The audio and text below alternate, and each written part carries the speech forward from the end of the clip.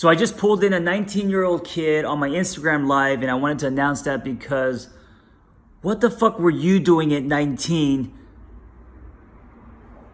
I wasn't calling therapists and getting love advice. I think that's amazing. And with all people talking shit about the internet and how it's ruining our generation, it's also doing things like this, connecting kids or people who don't have access or have to help, or maybe they just want some advice, and you could instantly get it from some crazy Korean guy in his living room with no pants on. You know what? Before I talk about what I'm going to talk about, I had a moment today where I felt happy for no reason, and I'm sharing this because I was like, "Oh shit, that's new." I would only be happy if there was a reason to be happy, usually. And so having a day where, you know what, not like I didn't win the lottery, nothing amazing happened, but it was a good day. I didn't have to use my AK.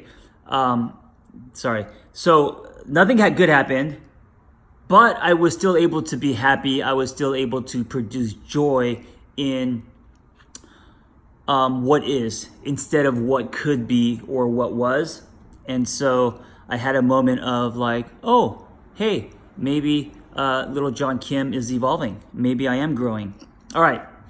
So the 19-year-old wanted some advice about a possible round 2 and what he should do. And I think this is very common. I think a lot of people, when they're going through a breakup or an expired relationship, they think about getting back together with the person or trying it again, right?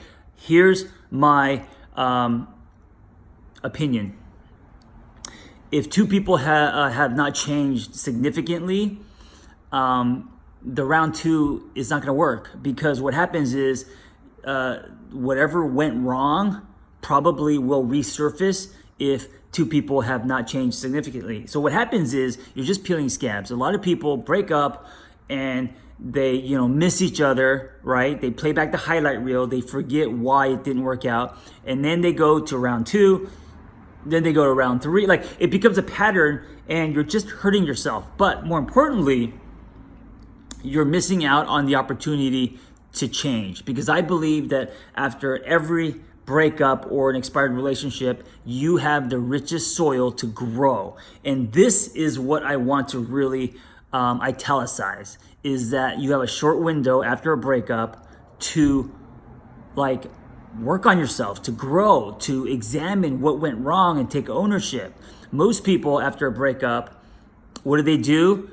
They start swiping. They start finding. So here's what they do. They blame the other person for all the shit that went wrong, and then they start swiping and they want to jump into something as fast as they can, right? And so what you're doing is you're just going from one lily pad to another lily pad. The only shit that's changing are faces.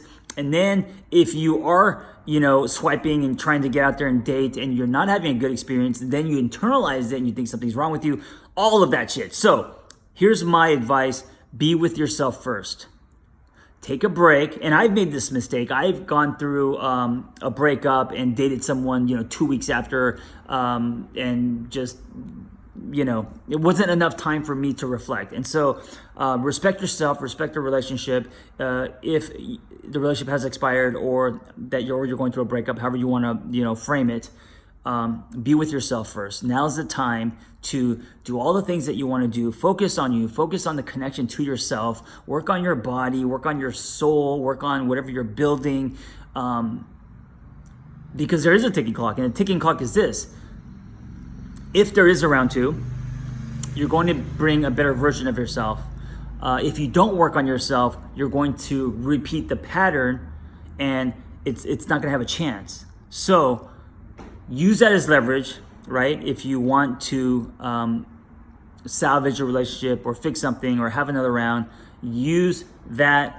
And you know what? I don't want to give you false hope, but use that as leverage for you to work on yourself. So if there is a round 2, it actually will be different. The dynamic will be different, and there will be a chance. And if there isn't a round 2, it wasn't meant to be. Then take the learning from that relationship and grow. I think so many people, and a lot of people that I coach, are so obsessed with not wanting to be alone that they stunt their growth, and because they don't want to be alone, they end up being alone because there's no expansion. Does that make sense? The only way to create expansion and evolve and grow and learn is to be with yourself first.